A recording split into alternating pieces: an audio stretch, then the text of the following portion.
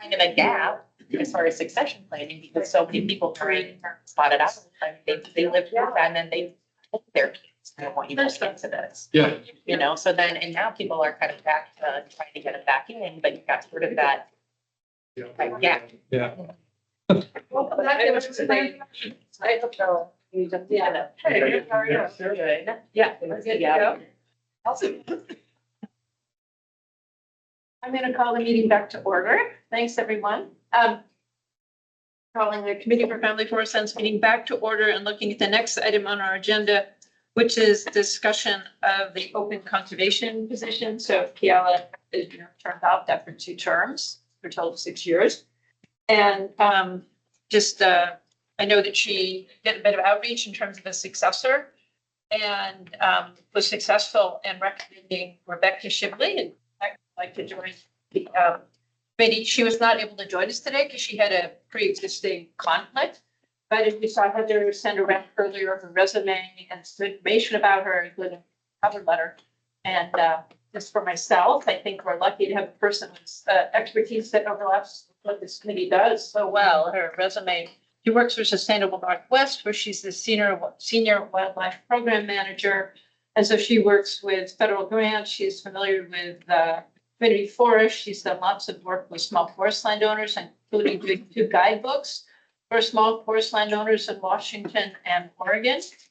For those particularly, we're focusing on post-fire recovery and reforestation. So I met with her. She sent very genuine interest in participating, and I think good positive energy to agree to this committee. So I open it for discussion of what I want to do. I think if there were an action item, the action item would be voting to recommend her to go forward for appointment by the Board of Forestry. That's right, formally. Okay.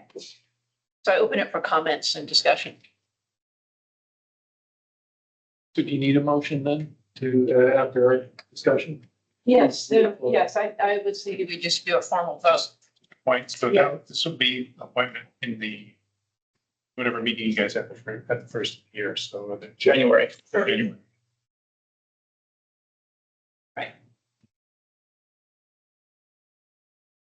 Kate was in favor. Yes, for whatever that's worth, given her absence. Thank you. Yes, I think like Kate McMichaels isn't here right now, had said that by proxy, she appoints Kate. She sent an email, Kate sent an email saying that she was in favor of it, and that she would said that Teresa could vote. And I think we also have enough people here that even without Kate being here, we have a quorum. So if we have Jake still on, it looks like he had to drop off. In any event, I think we have enough to do a vote if we have a motion in a second. I mean, I'll just say that I work with Becca a lot. So primarily in the prescribed fire space. So she helps facilitate the Oregon Prescribed Fire Council. And works across different states as well, sort of in that space. And so, and that group has been liaising very well, I believe, with ODF as it relates to the prescribed fire liability study and the certified burn manager program, which does overlap a little bit with this committee and the opportunities for folks to get more liability coverage if you want to do broadcast burning and or pile burning on your property. So so she's definitely well versed in that space. And then I think she's pretty engaged in this new reforestation network that is kind of a collaboration. It's American Forest. American Forest, I think, Yeah. is that, So- SNW is a part of that too, right? But yeah, I've worked with Becca quite a bit, and if Glenn was here, he would also have a lot. So Becca's group was really involved with the after fire and the program that did the reforestation on Western Cascades in Oregon. And so that was funding through ODF and other groups. So she's definitely been engaged in a lot of different landowner. And she's also on the OSU, I serve with her on the OSU statewide fire for extension program. She's come into that place. So I would say especially a lot of work with around fire, after fire restoration.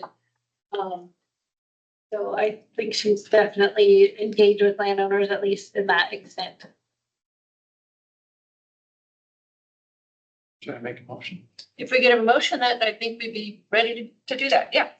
So I move that we move to Rebecca Shipley to the Board of Forestry appointment to the position formerly held by Kayla. I second that. So they're here. That's not. Well, we could just, I don't think it's. okay, I think we'll run through the vote. Yeah, just, I vote yes. Jerry is voting yes. Kate, Beatrice is voting yes. I'm voting yes. Dave is voting yes. So I think that covers it. Thanks. And, yeah, we look forward to meeting her after. She could attend, obviously, but would not be appointed until the next Board of Forestry. All right. Your consent agenda. Yes. Great, thanks, everyone. And the next item, what we're really looking forward to today is Dave Bugney. He was presenting. Where is my newly replanted forest? Yeah. The importance of attaining free to grow status. Okay, well, thanks, everybody. I think Heather, it's going to be running the. I mean, That's right, did we tell her that we were going a little ahead of schedule? Should we? I have a, She knew. Oh, okay. You need to plug it in. well, I don't, she probably has it on her computer, but I mean. Well, I can actually, I think as long as I still have. The share, and, I've got. Are you already, well. Here, let me figure it out. Meeting go. I will look at it. All right. Where did I find it? I know. Sure what's on there. Let's see. Nothing dirty. Yeah. Yeah, thank you.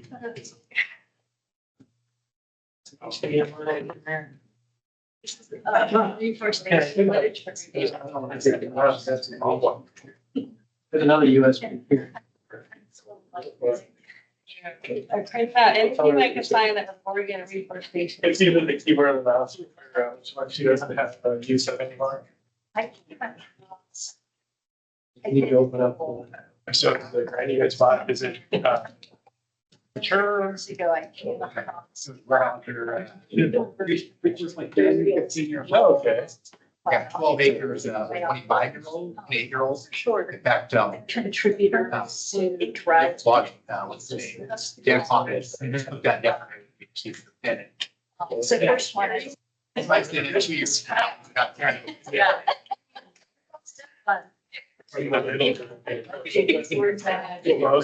You're gonna give it to them all. That's right. That's so. So another. Oh, we wouldn't. And I'm like, give me. What is in that stuff? The answer. Question mark? Both. One individual question. When we first went in there, because we pre-commercial. That's. That's. So would that have been like a podcast or like, are they? Okay. I'm like, it's pretty 4 hour. Big test, like, it's really school just started. I know, right? That's what I need to know. I'm like, trust me, and he knows, it's just more about, you know, but, so, you know, we went in there a couple of years ago. I know, we're like, we're back. She doesn't come back. And there's like, It's like, the problem is, so I. so yeah, we got one there, but yeah. There's 3 on Saturday. You just keep helping you grow. And, you know, it's really interesting. That's fish. Right now, my kids are. I might jam that in. And I just, we just did a deal, Angela, that I worked on a little, just a high, very high level kind of update overview of the program that was included in it. It's called BART, the Lynn Lane. Okay. Benton County one, right? Me and Kyle are talking, we're like, is it like? So- What do you do? Like, it's like, can you describe? Give me that and I'll, Like you're. them too, but if you give me. Yeah. Yeah. We need stuff. Angela, I can. It's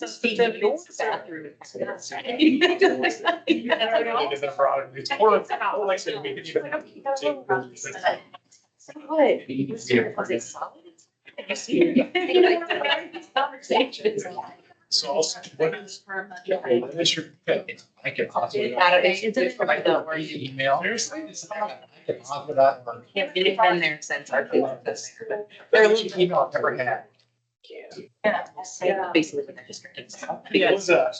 Was Rick's? Rick? Trying to remember, I mean, they emailed them times, but I never. No, I know. And so I think they're just extra sensitive. But I came over here too.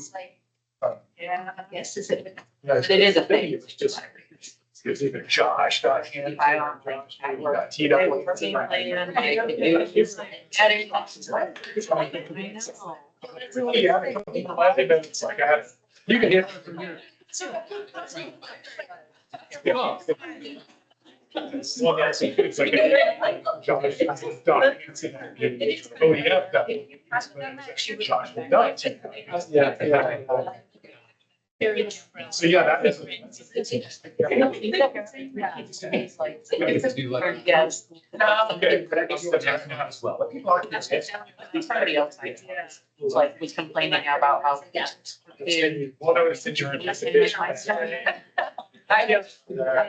So.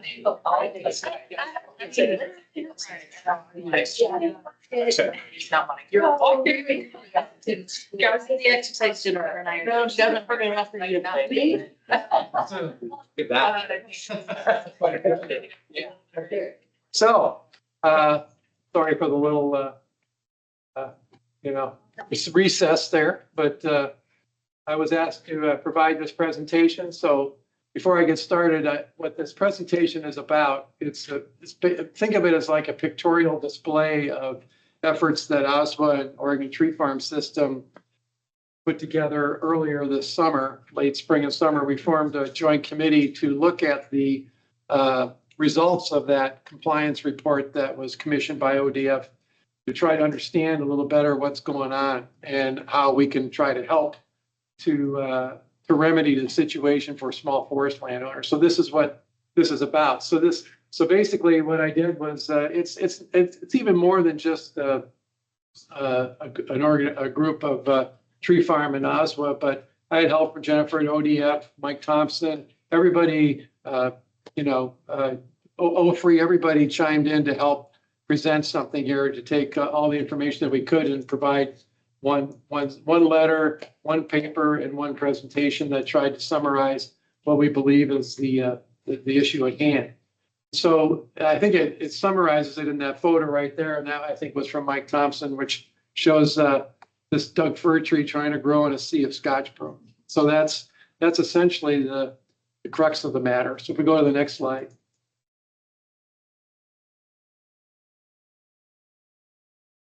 And so briefly, this is I'm not going to read this, but I just highlighted the excerpt from this report. So this is the report the ODF had commissioned.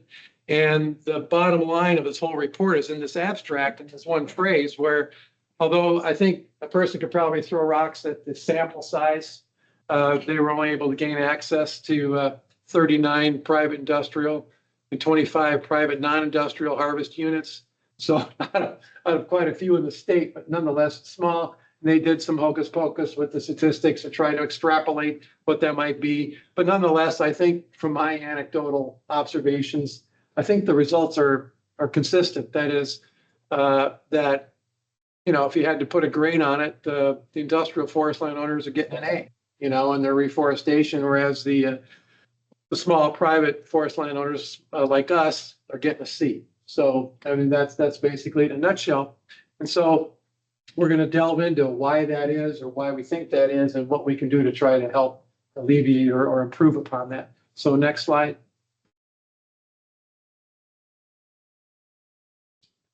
So again, why is this important? And I think you can sum it up. Think of it, if you're not really into planting trees, it's to me, it's similar to being a good gardener. I mean, it's something you're going to have to work on often. And so reforestation is a multi-year process. Seedlings typically require maintenance of the brush and grass, as we saw in that first cover photo, that compete with it in order to achieve the free to grow status, which means that they're vigorous and tall enough to outcompete the grass and the brush that surround it. So by whatever means that you need to do to accomplish that, and I'll show some photos of what we do on our place. Next slide. So the Forest Practices Act, of course, as we know, requires reforestation. And harvest areas that require reforestation must be replanted to specified stocking densities within 2 years. Once the logging has been completed, and within 6 years, those seedlings must be free to grow and well distributed. So that's, kind of a common sense way of saying that we want trees back there where there used to be some. So next slide. And where is reforestation required? It must be, the harvest unit must be completely replanted to comprise a stand of freely growing, well-distributed trees. So the whole idea, again, kind of common sense, is try to get things to back to where they were. And there's some details there we don't need to get into. So next slide. So what are some of the common problems? So we'll delve into this a little bit of seedling mortality.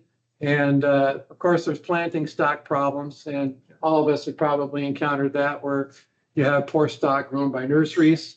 They're not, the stewardship of those seedlings at the nursery level isn't done that well, or poor selection of the stock by the purchaser. Problems could include the incorrect species genetics issues, that is, wrong seed zones, and improper timing of lifting of the seedlings from the nursery beds. We've seen that before. Poor planting skills. The tree school often has classes on how to properly plant seedlings, and if those recommendations aren't followed, there can be problems.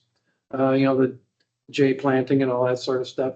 It might have microsite selection issues. Stock transportation. This is a big thing. If the seedlings are held for too long, or not refrigerated properly, are not stored properly, if they're abused, and the handling of the seedlings in the field. If they're not, the bags aren't kept closed, and if there's too many jammed in a bag, if there's damage by the planter to the trees, etc. And but the one that I think is a big problem in a lot of areas is competition from surrounding grasses, forbs, and or shrubs. So this arises from either a lack of site preparation before planting or post-planting release, or both. And so we'll focus a little bit on that. And the less common problems, except for in our place, until we figured it out, we have a lot of animal browse damage. And so we were able to circumvent that, overcome that, but it took a little while of effort. Extreme drought, which we've been seeing more and more in our area, improper seedling spacing, and ignorance or disregard of the forest practices laws. We have to admit that some people just don't care. And so next slide.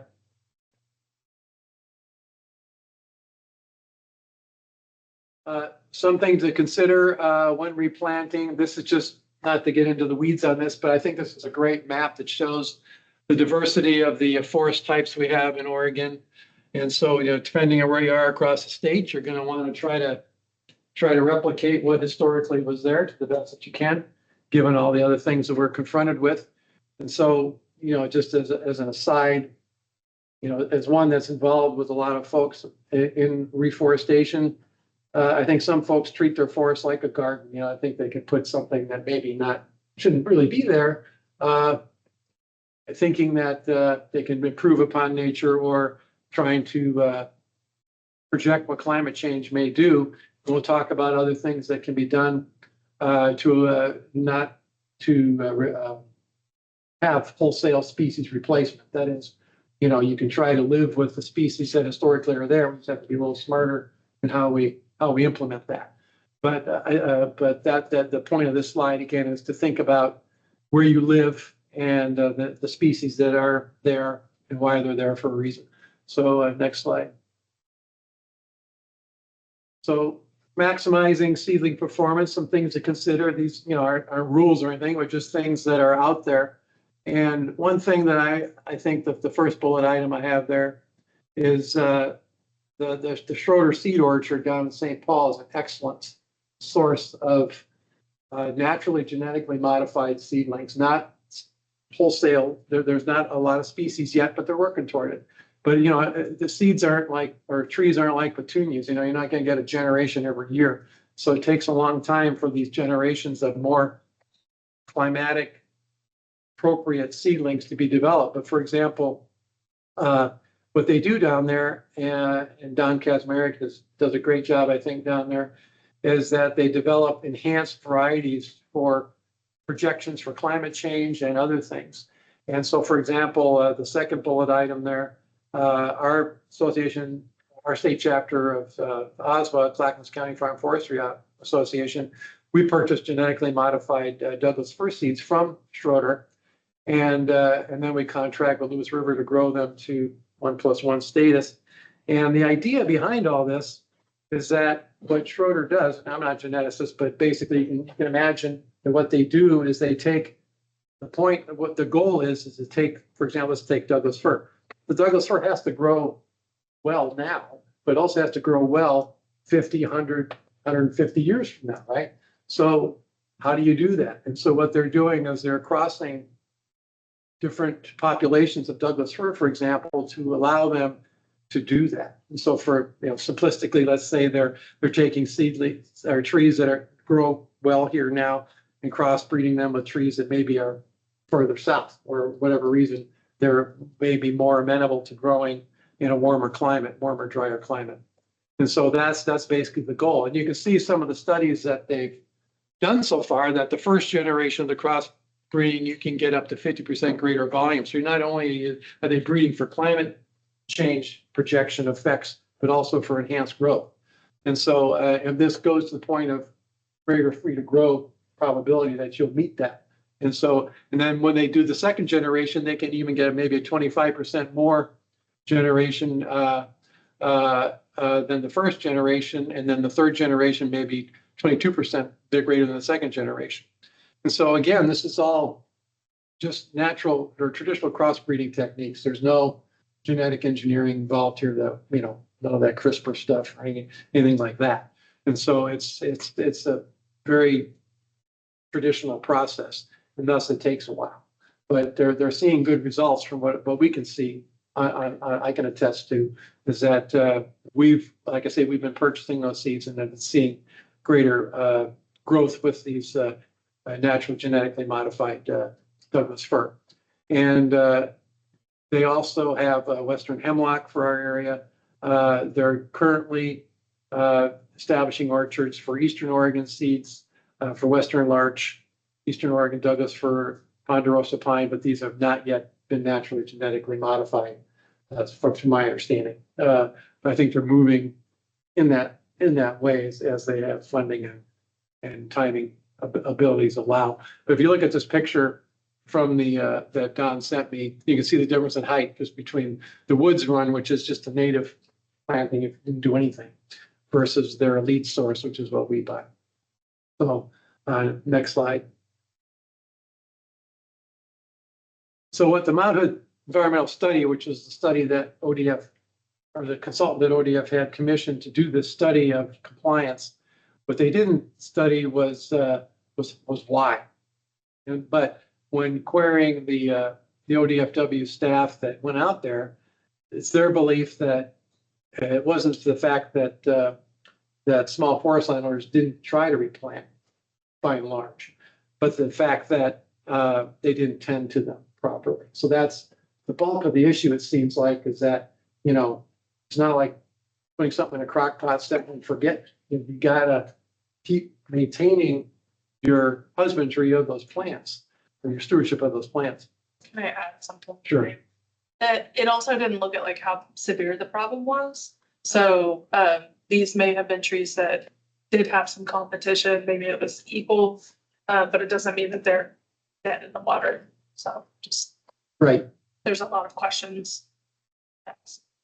Yeah. So essentially, where sites didn't meet the standards, it often appeared to be due to vegetation competition or poor seedling survival rather than a lack of replanting. So a lot of the landowners, they tried to do what they could do, but then they thought they were done and, could go on vacation versus having to just tend to these plots. So next slide.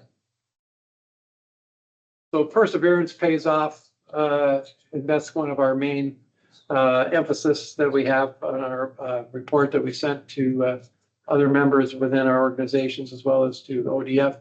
And like many things, success with reforestation comes down to commitment and competence.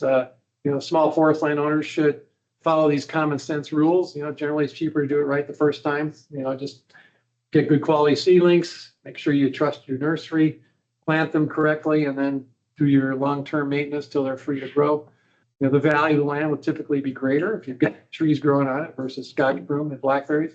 And then that's part of a proper management plan for forest sustainability. So it's a good management technique.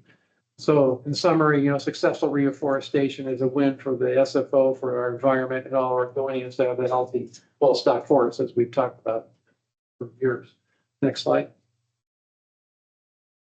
So simple maintenance measures. So like I mentioned, for us, we don't really have the problems. We haven't experienced problems with drought or bad seedlings or improper planting techniques. Is that we're usually on top of things to keep the plants competing vegetation away from the trees. Where we've had some serious issues was with boomers, elk, and deer. So a lot of the browsers, and so we've employed a variety of techniques to deal with that. And an easy one that we use, it's an organic product called Plant Skid, but you have to apply it to your tree seedlings 2 or 3 times a year, usually in the spring and early summer.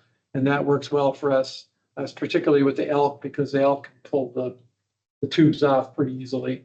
But this stuff, they don't like the smell of it, and so they stay away from it. And it works well with voles and rabbits. So we've had some problems with in areas, and you can get it in granular form and powder form. But anyway, that's a product to consider. You can put it in a backpack sprayer and spray it. And it's got somewhat of a water repellency character to it to help it stay on the plant for a little while. But like I say, you have to tend to it and do it several times a year. But then we also use the Vexar tubes for the ungulates, for the ones that aren't, the elk will usually pull them off, but the deer tend to, it's a nuisance for them. We put wire cages around because we have native river beaver populations. And so we put the steel cages around them where there's a concern that they may also attack them. And then for the boomers, we use, for mountain beavers, we use blue tubes, which they can't crawl up. So, some people kill them or trap them, but, they're vital to the ecosystem. They're needed. They do a lot of good for the environment, so we don't, plus they were there long before we were. So I figured, well, let's just live with them. And we figured out a way to do that and had basically had 100% success. So anyway, doing simple things like this can help improve your free to grow. Next slide. So what can small forest landowners like us do, and where can they find out more? And that's the big thing, is I think the first thing is to help talk to your ODF stewardship forester. They're the clearinghouse for so many things, and they can help guide the small forest landowners in a lot of ways. We've given a list of resources that we've accumulated from others where folks can learn more.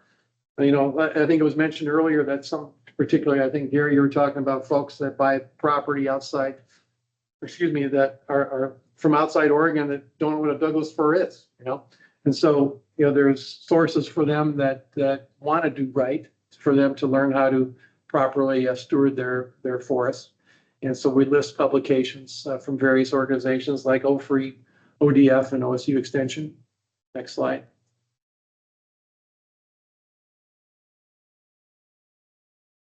So continuation of this information, of course, a good way is go to your annual tree schools.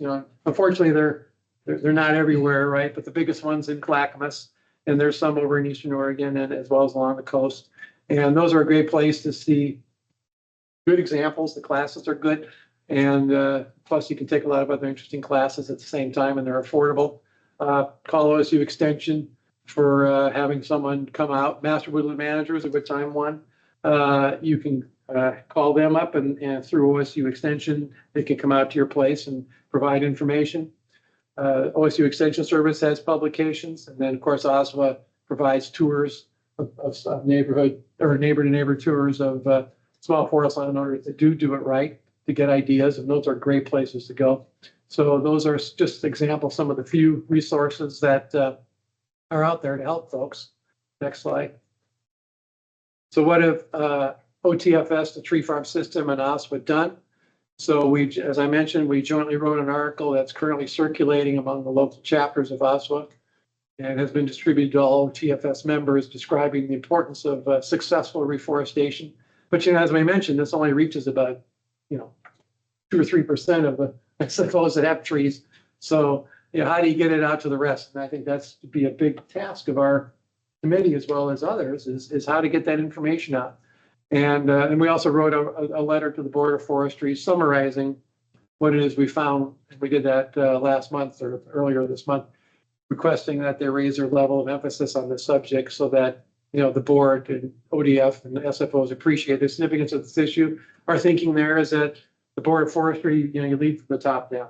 So if the board thinks it's important, everybody else would think it's important. At least that's kind of the hypothesis anyway. Next slide. And what can ODF do? As I mentioned, the Board of Forestry should consider, you know, elevating the importance of this topic and reinforce it over time, not just talk about it once and put it aside. This should be a continuous effort.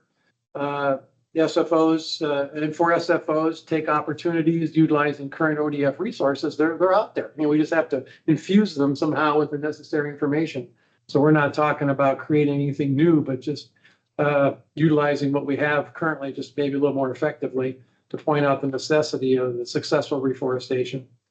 Then for the stewardship foresters, I think it was mentioned, you know, that and you had your training last fall.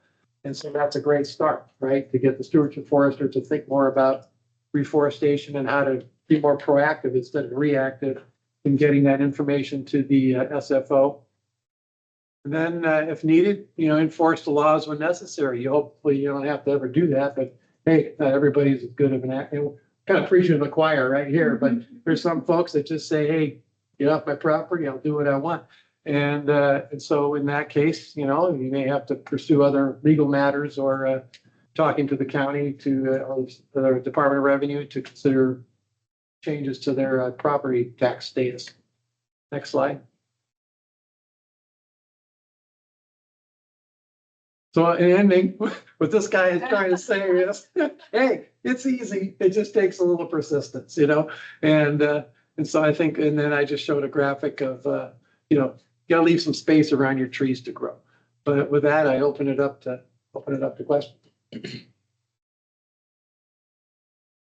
I have maybe 2 questions.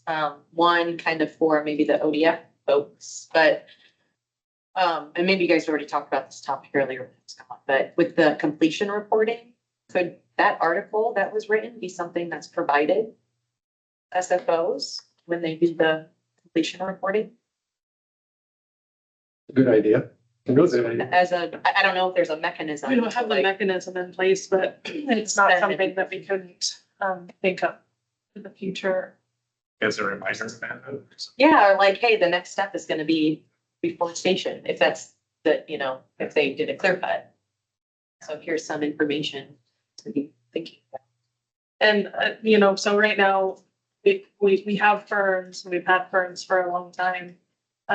One of the things we're gonna work toward is developing a policy option package to rebuild our notification system. So not sure if that will get passed in the next legislative session. So, but we don't have a lot of like new tools going into ferns right now. It's outdated technology, but definitely we'll keep that in mind for the future bill. I think as I'm thinking about what you were just saying, it would be a good idea to do a multi-step approach where maybe right when the NOAP is filed, then there's information that's given, right? That helps the landowner start planning ahead. But then when they're completed, hey, don't forget, you know, you got to do some more planting here. And then down the road, maybe 2 years later, when technically it should be done, send out one more reminder. I mean, it could be part of that same NOAP process, I would think, or whatever makes the most sense. That would all be dependent on them getting the completion reporting done to begin with. Right, yeah. So I've been thinking back on the harvest that we did, and granted, we were really underprepared in a lot of ways, but I keep going back to How does anyone get through a harvest without reforestation ever having been brought up? Because I mean, you've got firms, you're probably hiring somebody. And even if you're not going through a consulting forester and you're trying to do all the right things, it just seems that there are so many places where even operators looking for work would say, so what are your plans for reforestation? Do you have a contractor? So. I mean, I'm gonna. I mean, that's one of the things though, that I think reforestation is getting done. That's what we're seeing with the study.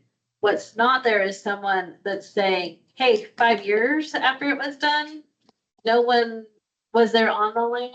Like the operator, I think, we see all that was planted. It's that time gap where things are growing that I think is the part that we all know, is it that free to grow time? Because it seems harvesting, planting, like every unit that they measured had been planted.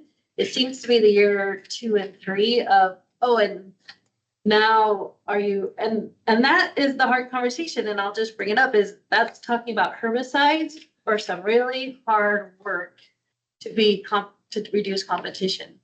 And we'll just put it out there, our agencies talking about herbicides has been a really challenge in the last 10 years. You're met with a lot of oppositions and not a lot of expertise in knowing what you're recommending, because that really is a blend that's specialized for different areas.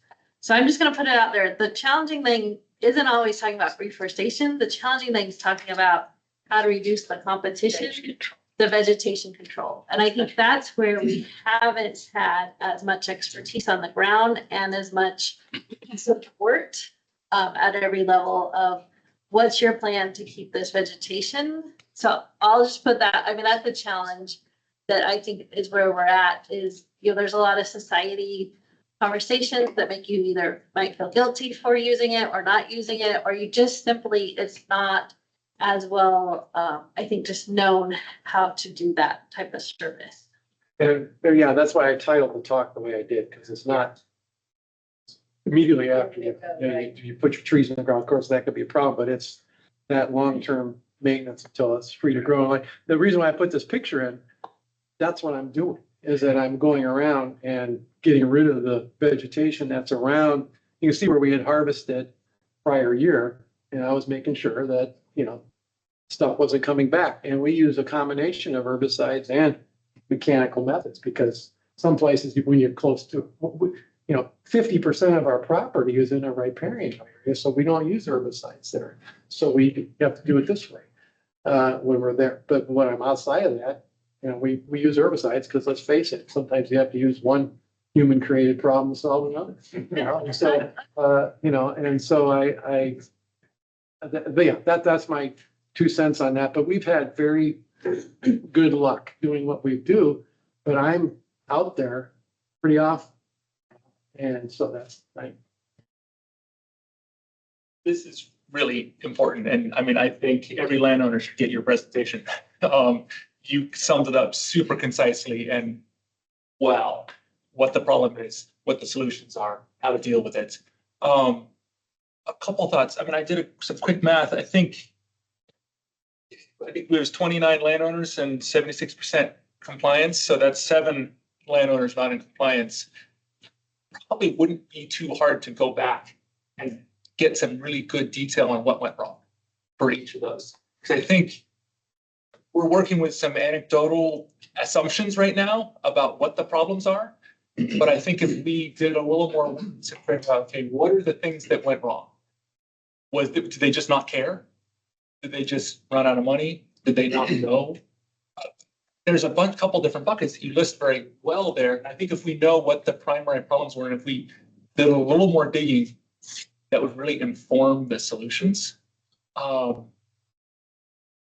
That's 1.2. I really liked your idea about ferns. I mean, ferns currently is a very passive system, very passive. It really could, I think the completion reporting is a pretty good step, but I think your point is great. When you get the initial notification, and then you complete, and then 2 years later, it wouldn't be that hard, I don't think, to send out a notification from ODF to say, just a heads up, this is something that needs to happen. Hey, by the way, just a heads up, I'm working on this. Hey, just a heads up, how's it going? Here are, and with each one of those, send them a list of resources, information. It's fairly straightforward, but I think ODF with probably something. I'm not gonna find out how hard it is to do, but it seems like it would be worth considering figuring out how to get firms to be a little more active and a little more engaged more with We need a landowners. letter from Yeah. the board, go along with the pop. Yeah. Yeah, but first is sending the first letter, right? So we are sending, I can't get my. Good job, didn't say that. They are sending the first letter. And I think your reasons there, like I know you say we could dig into that more. Those of us who've done that, you're right on those, people, usually the longer replants, it's almost always replanted. And it's almost always people are busy with lives and aren't. Yeah. And you It's nailed what it right happens there. in year 2, 3, and 4 that's failing, not what was happening in year 1. And it's not that they don't care, but they're busy with their lives. The sky grows quick and it's a lot of work and it's a lot of money. And Yeah. and so that, I think you nailed it. Yeah. They had pictures of the sites that failed, so Oh, that's what we interesting. dug into, Yeah. all the pictures, and every picture was, because the tree was actually there, like it had grown. Yeah. And then the competition overgrew it, so it's exactly the year 2, 3, 4, 5 that is what I think the crux of that, that's what Dave, the crux of what we're realizing is like how to help make sure, once the operators aren't on site, once the fanfare is kind of down, is that long-term maintenance. I can't remember from the compliance report, maybe somebody else in the room does, but that 76%, was that based on a proportion of the notified acres that failed? Or did they do a 0 or 1 if they had non-compliance in any one area? I can't remember. Yeah, I don't remember. Because from what I remember, from the compliance monitoring committee, when we got the report from Mount Hood Environmental, it was primarily just portions of each one of those units that, failed to meet free to grow. And that's where we were kind of like, well, it's called the reforestation report and there's like reforestation failure, but it's not really reforestation failure. It's really free to grow failure. They can't really say that because the public doesn't understand that. Yeah, and when you start digging into it, this is also west side, so not a single non-industrial was measured in east side. So this is also important to not throw our east side Yeah. under this bus because there's not a single measure of reforestation on the east side that happened in this. And that is a different metric. So this is all west side, and it was all west side that was reforestation that happened in like 2019. So it was a very set time when the harvest happened. So it was notifications from a set time. And we also know they went through, a lot of smoke. They went through the ice storm. They went through the heat dome. They went through, so it was supposed to be like at a 4 or 5 year. So it wasn't looking at new isn't in the mix, and it wasn't looking at past the free to grow. So it was a very set, this was a group that should have been at this point at this year. That's why it's such a small subset, because you had to fit all of those parameters. So it wasn't even looking at like 6 years of reforestation, it was a subset. So when you look at that and you look at that subset and who failed, all of them had a tree. All of them that failed was simply a 0 or 1. You're considered free to grow or you're not. So all the whys, you want to ask so many more questions, and it leaves you wanting. But it's the data we have, and so that's probably question 2 is like, what do we need to get more of? And this is where we were like, and then the department has to move on to looking at something different. So it really is left with those in the field to answer those questions, because monitoring is going to a different topic. So I think that's when we really started digging. You know, I also want to make sure we aren't extrapolating. We tend to say Oregon. Our east side partners are not in this study at all for non-industrial. So that's, I just want to be clear on that too. I would even split it between coastal and Cascades. There's different methods of reforestation you gotta employ. Both. Yeah. I think it's easier. I work with both. It's much easier in Cascades. Get the trees growing than it is even downhill. That's, I mean, when you start asking the crew, which again is anecdotal, isn't there? But I started asking the crew, okay, where were you really seeing this? And it was south slopes in southern Oregon, in other areas. And you're like, well, a heat dome. Yeah. Boy, I'm shocked that the tree even had green needles. You know, I mean, it's like there's been all these things. So it's really hard, you know, we're taking this data. And so I think we came back to, we could really go down the rabbit hole of it, but came back to like, there's obviously a need for education and for outreach and for helping even stewardship foresters, extension, all of us to know how to communicate best and how to help people be successful. So that's kind of where I know O3, where we pulled back to, and I appreciate the work everyone around the table is doing, is pulling back of like, what can we help landowners be successful? Because this is a really an important forest practice rule in our, you know, looking at it, like, this is a fundamental part of why we have rules, is because we want that sustainability. And anytime we're set back 5-10 years from getting green on the ground is really an instrumental part of that. So. But even regardless of the primary reason, all these reasons contribute to some degree, right? And because you see the problems. And when I first saw the report, I said, okay, well, I was really concerned about the size of the sample, but it's okay. I'm just going to drive around our area because where we live, we have both a Weyerhaeuser and we have a lot of small forest landowners like myself. And I could see that Weyerhaeuser generally did a very good job, you know, in making sure they're in the business to grow trees. Whereas a lot of forest landowners, I mean, I still see some that, you know, they're growing Scotch broom and other things, you know? And so it convinced me that, okay, there's some validity to the study and there's probably a host of reasons like I tried to list. And so, but I think the main thing that, to me, that I would want people to get out of this is that this could be your problem from a variety of reasons. Just tend to you spend all this money on your forest land, you know, why just live in a hole? You might as well get out there and have fun. It's a little bit of hard work, but take care of your trees like you would your garden.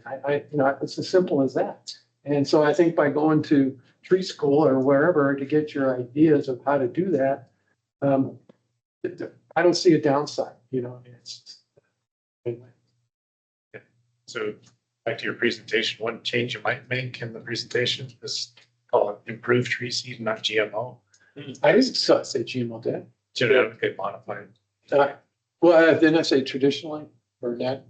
Genetically modified was in there. I did say genetic. Yeah. Did you bring it back? I'm trying to make a point. I didn't want to make sure. I wanted to make sure it wasn't. You can leave from it, just say.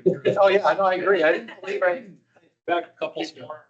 slapped me hard if I Done. What's the designer's? Two more. There we go. There we go. Back to the picture Go, of go, the two trees. Go back. There you go. Stop. There we go. Using Second seats. Yeah. It's the second. That's from Don. Second.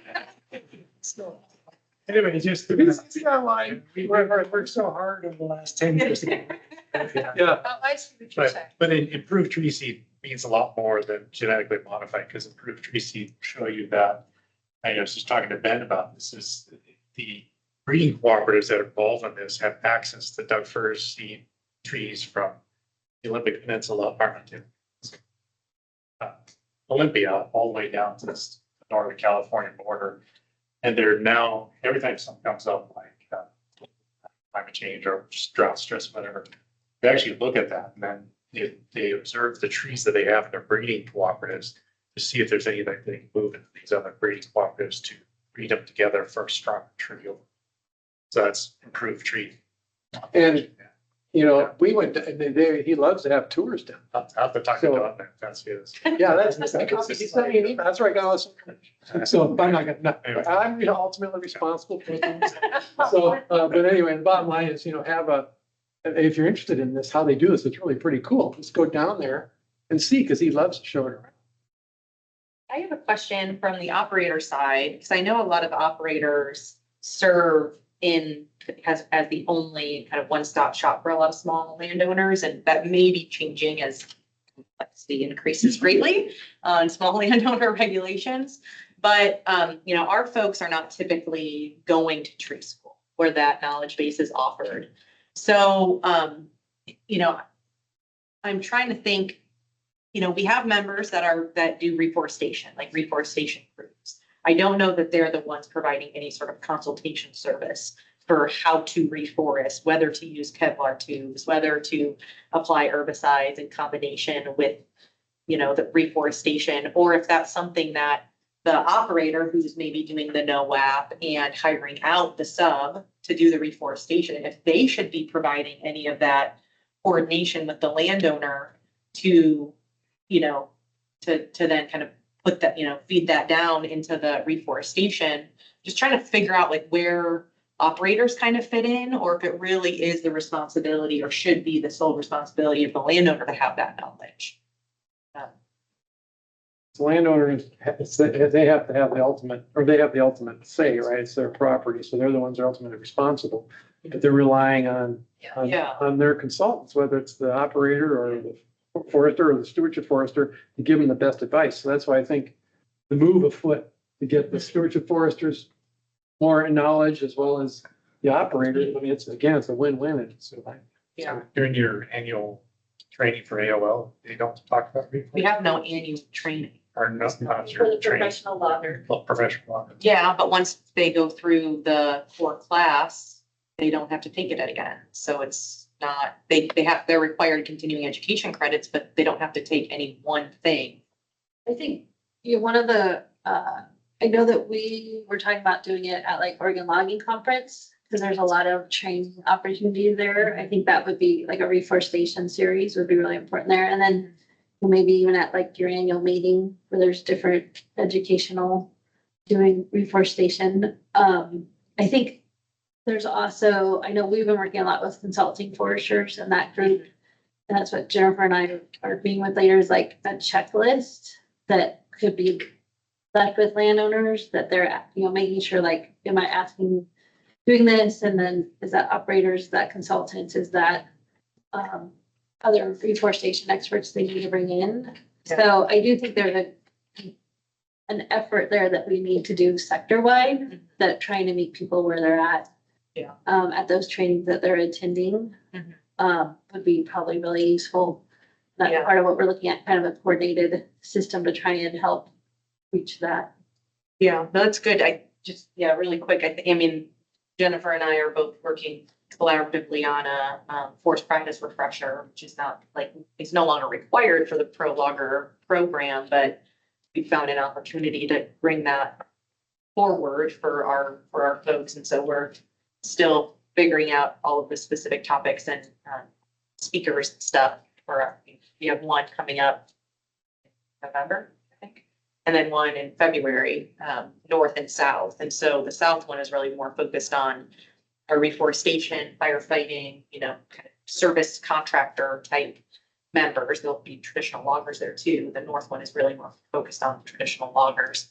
So trying to figure out, you know, we want to provide information that's not so duplicative that somebody could go both if they wanted. But, you know, what really is the right stuff. And so I think that there's an opportunity to get this out, you know, this type of information out there, how and where we apply it is something we'll have to discuss, and to what, you know, what level of detail, right, do you engage in it? Because if you put it in front of the typical harvesting lane. Mhm, like a custom cutter, you know. So, but again, just trying to figure out where the operator perspective kind of engages, because it's more engaged in these types of things on the small landowner side. Lisa? being reminded that, oh yeah, Kate and I were small woodland owners who didn't know anything when we ended up being faced with a salvage harvest. And we relied a lot on our consulting forester. We talked a lot with our Stewie, but I also know that ODF has some constraints, like you guys can't recommend operators. And that's fair. You can let me know if anybody has, complaints lodged against that if I bring them up. But,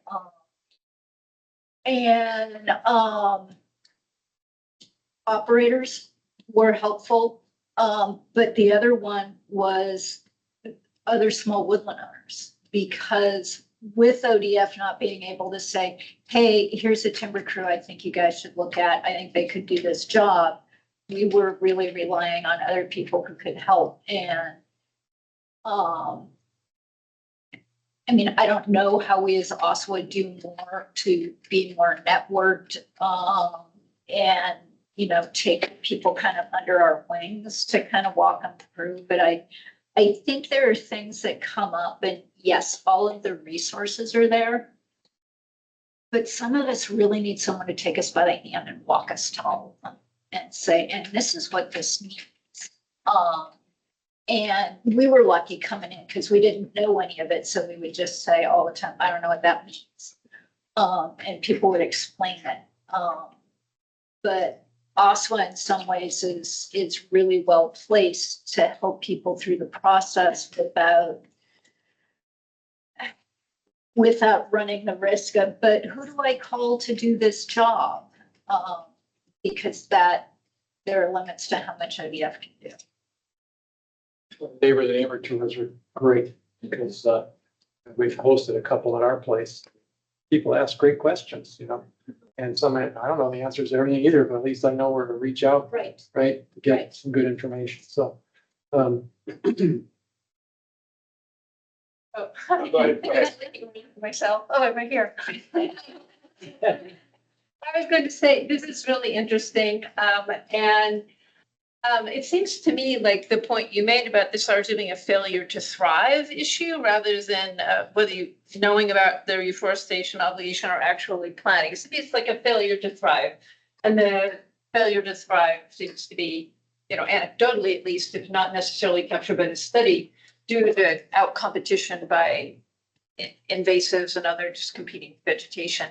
But it seems to me that the failure to thrive might have to do with the initial planning as well, like whether perhaps small forest landowners are having trouble getting the labor force is quite as skilled, or they're having to do slightly off-season planting, or they are not having as good a species mix, or they're not accessing these non-genetically modified seeds, i.e. the hybridized or whatever better species that might be more suited to dry areas. So I can see some advantages in in discussing, if it appears clear that it's a failure to thrive rather than meeting the initial replanting obligation, maybe that could be something one could allude to, even if you don't say a study has proven that. Because it seems to me as some of anecdotal evidence is worth something, even if you can't cite a scientific report in terms of this community knowing how to succeed, because their economic model also depends on their success.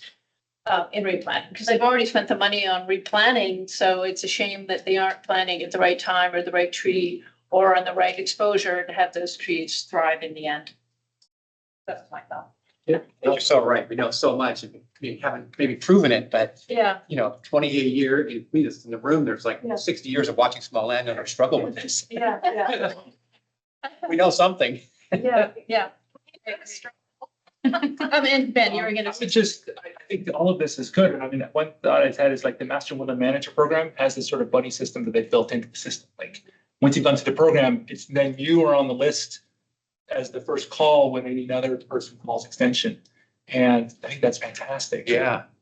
But I think I'm going to keep going back to birds. The one mechanism that we have that is guaranteed to reach everybody is birds. We already at ODF have a list of every single person who has done an operation. We know who they are. We know where it is.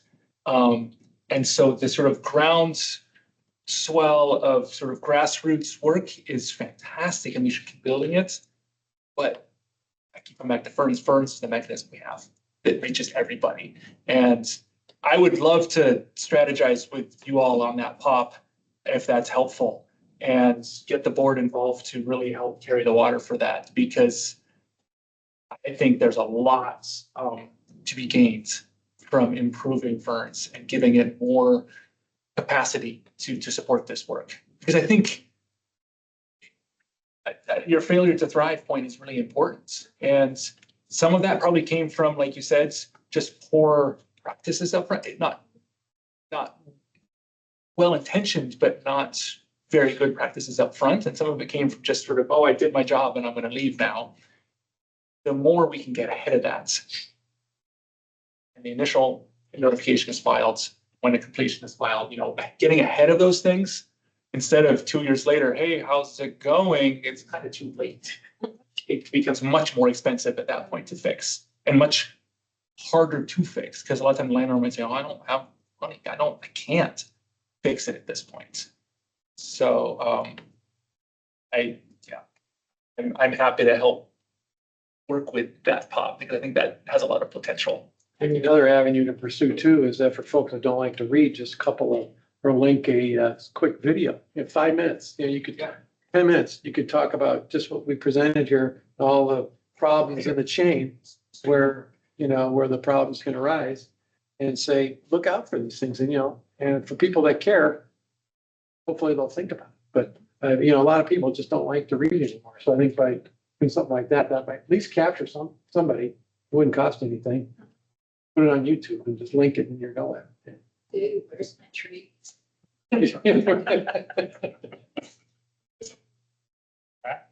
Thanks, everybody. Thank you. Thanks. Yeah. Great. Our next item is the roundtable for anyone to share whatever they like, updates, news. Well, I'll continue off the topic of reforestation. So just want to invite everyone, December 2nd through 4th. Group puts on the Pacific Northwest Forest Vegetation Management Conference, and that is at the World Forestry Center this year. And OFRI is partnering to also offer scholarships for smallwoodland owners in Oregon to attend, kind of knowing the importance of this. And the last day, we're going to have a communications workshop on how to better understand herbicides. But if you want to talk about them, how do you talk about them with your neighbor? How do you become comfortable if you're using them to communicate that with your neighbors? So that is available and rolling out. And then there's also kind of this grassroots effort with reforestation.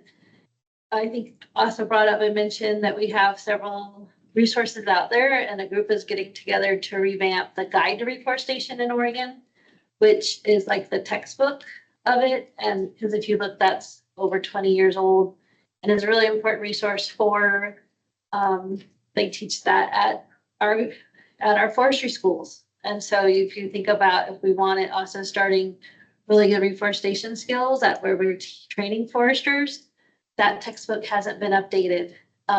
And so those are the type of things that I think this initiative has been really useful to bring together, just looking at all the different levels of the resources we have. So that's what I brought this, because Jennifer and I are talking more, but just started to do kind of, literature review of like what we have a lot of resources out there on reforestation. Why, what do we need that's probably just not more words? So the videos, the other things to help move this along. But just know too, that's more of an in-depth, that's not as much of a landowner project, but in long term, it really helps landowners to make sure that when we're training the trainers, we're training professionals, they have the right information that they're also studying and looking to. And then on another topic we know near and dear to public, wildlife. So this is the first year where a group is putting together the state of the state on forest wildlife research. So it's down at OSU, and we'll be gathering everywhere from master students to folks who've been studying wildlife in forests for their whole career, getting them together to talk about some of the latest issues and things they're finding. And a lot of the agencies are coming together. ODFW, or their new director, is going to wrap up the program of just kind of where do they see going from here. So encourage everyone to come for that October 30th. It's a free program. And then I'll just end with, last time we talked a lot about succession. And this fall, there's a lot of opportunities, Lynn's not on, the ties to the land. So you heard earlier about the incentives program, the forest stewardship program. That is also some fun that went through Opry and OSU to try and really help re-engage that program across the state. We're seeing a lot of response and people engaging with that ties to land program to help talk about succession. So one of another topic near and dear to this committee. So those are some of the big things. Just want to make sure we're aware and invited to. I had a question about the presentations we're talking about herbicide use. I was wondering if there are included in that is practices to avoid ending up in a situation where you need to do heavy pest herbicide applications. Because it seems to me that there might be education about techniques, say not to have a really, really deep seed bank of virulent invasives and things like that.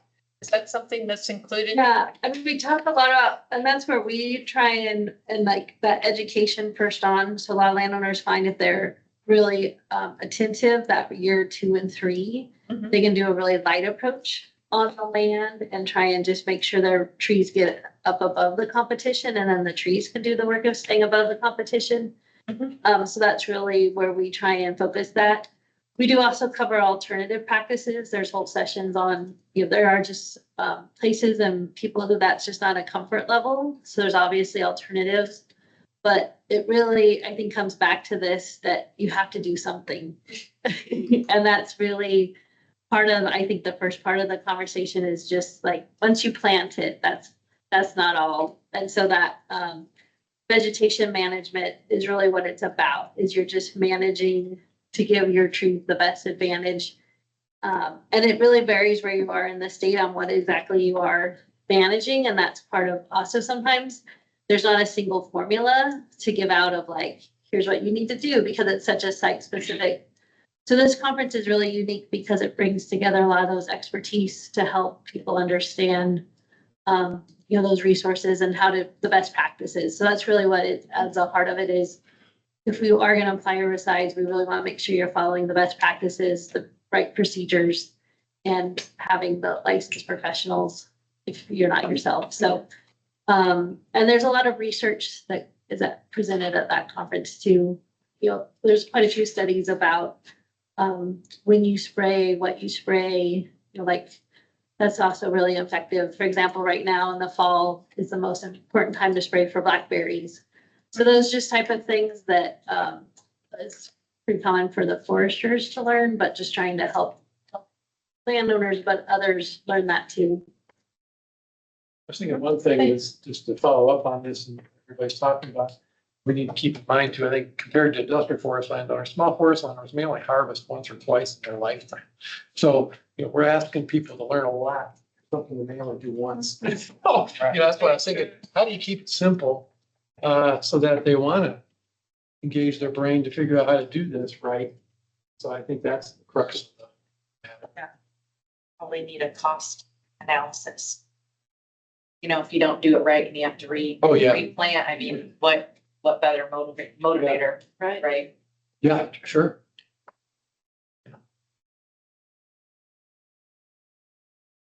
More roundtable thoughts? Lane County is having a tree school.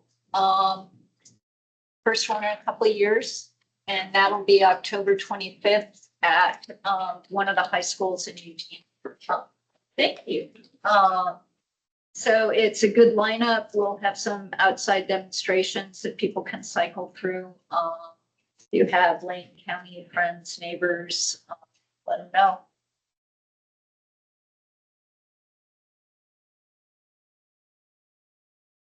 And also add just in relationship to our forest products markets, they're all in a downtrend. And they're seeing some challenges, sometimes even trying to sell logs, and prices are substantially below what they were 3 or 4 years. They're very volatile, whatever. And volatile depending on whether the mill wants it or whether it's shutting down or closing shifts or what have you. The reference to lumber prices being in the $500, $1,000 range. lot price anywhere between 600 and 800. They used to be 1,000. So what do we got this winter going in the next spring? Plant a tree and hope for the best.